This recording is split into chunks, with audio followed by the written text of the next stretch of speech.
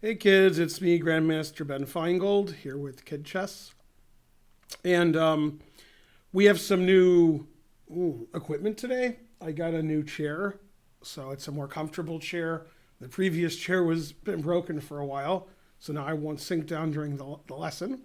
We have a new camera. This is a higher quality camera, so I'm even more beautiful, if that's possible. And also we paid a little bit extra and we doubled the speed of our internet. So now I'll talk even faster. No.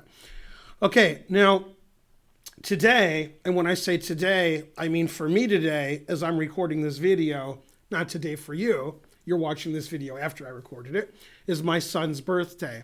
My son Spencer is a national chess master. His rating is 2200, and he actually works for us here at the Chess Center. And today's his birthday. He's 29 years old, and so I wanted to show a game that he played. This is a game played from the U.S. Open in 2011. Now, don't confuse the U.S. Open and the U.S. Championship. The U.S. Open is an open tournament. Anybody can play. The U.S. Championship is only for the top players in the country. Now, my son's a master, but he's not one of the top 10 players in the country, not yet. Okay, his opponent was lower rated than he was, and this is something that's sort of complicated. It's called hypermodern chess. And basically, you're giving your opponent the center, and then you destroy the center, and you win. Although, if you don't destroy the center, then they have a nice center. So it's a very complicated opening. And probably the founder of this type of chess was Richard Reti, R-E-T-I.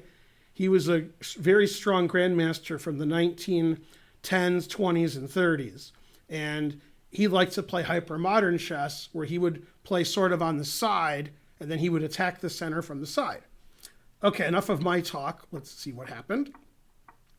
Okay, and the Grunfeld is this opening where black fianchettos his bishop, but plays the move d5. If black doesn't play d5 and just puts the pawn on d6, or doesn't move the pawn at all, and lets white have more of a center, that's called the King's Indian, because black's fianchettoing his king bishop. Once black plays d5, that's called the Grunfeld, and that's named after a famous grandmaster from the 1920s named Grunfeld. And what's funny about that is there's currently a grandmaster, a different grandmaster, also named Grunfeld. So it's easy to get confused. Now, the reason some people don't like this with black is it gives away the center. We take a center pawn and we trade it for a side pawn. So let me show you what happens. Takes, takes. White plays e4. The knight's defended by the queen. And then takes, takes. Now, some of you might be like, well, wait a minute. White has this big center. That's good for white. Okay, that's what people thought 300, 200, 100 years ago. And now people are starting to think differently. And they're thinking we can attack the center and the center falls apart. Sometimes that happens. Also, you'll notice white has an isolated pawn here. So black quickly attacks the pawn with c5. Now he has a lot of pressure on the d pawn. Gets more pressure. In this position, white made a mistake. Now, white's not a professional player. He's a tournament player like you are, a class player. And when you put the knight on f3, it can get pinned by the bishop. And that's pretty annoying when you have your pawn attacked on d4 so much. You don't want to have your knight pinned. So normally white plays bishop e2 here, or plays bishop e2 later, if not here.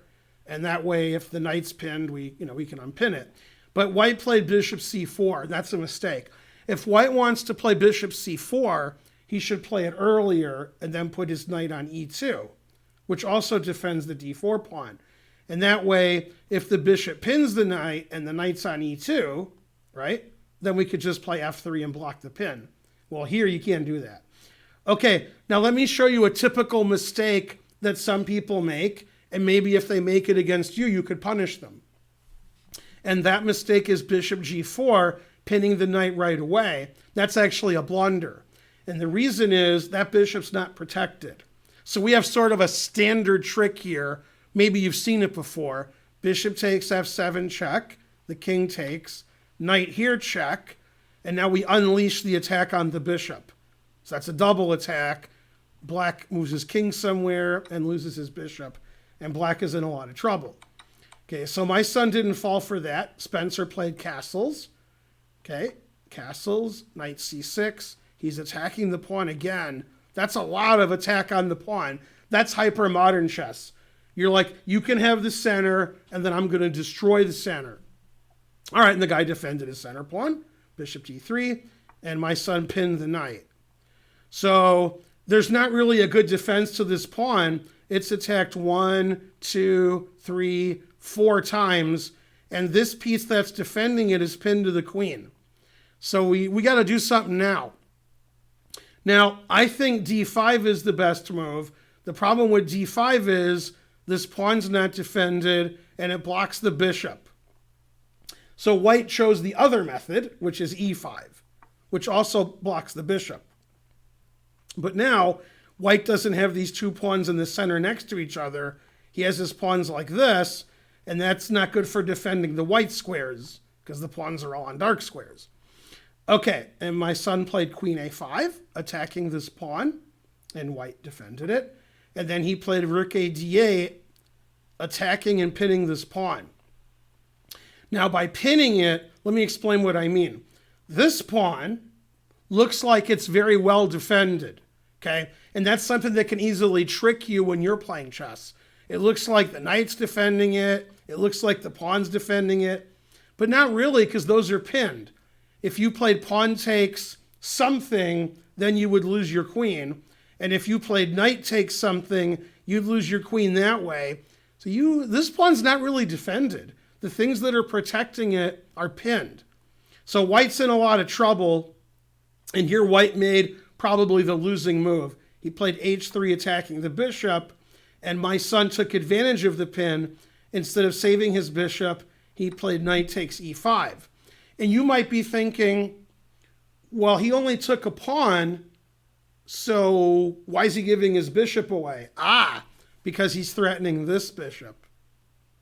So my son's threatening a bishop, his opponent's threatening a bishop. In the meantime, my son just took a center pawn. You can't take that knight. If you take with the knight, your knight's pinned, so you'd lose your queen. If you take with a pawn, your pawn's pinned, so you lose your queen. So white played a very tricky move here. Instead of losing his bishop this way, he got a pawn for his bishop. That's actually called a desperado. You're getting something for a piece you're going to lose anyway. And then he took the bishop on g4. Okay.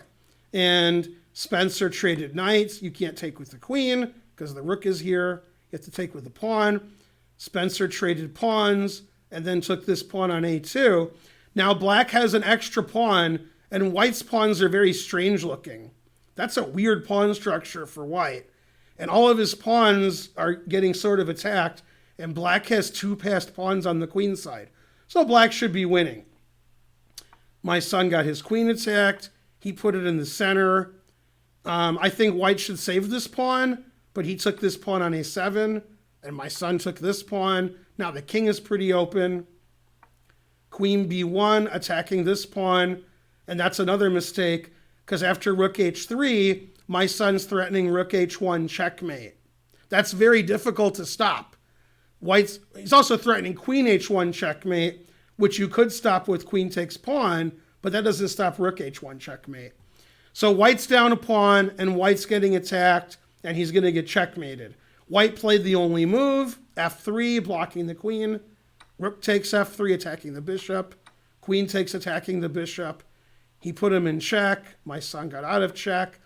And in this position, obviously, white's king is more exposed, and white's down 2 pawns. And this pawn's attacked with check, and this pawn's even attacked. So everything's attacked. And this bishop is pinned. Okay, so he played rook takes b7, check, check. And now my son played an excellent move.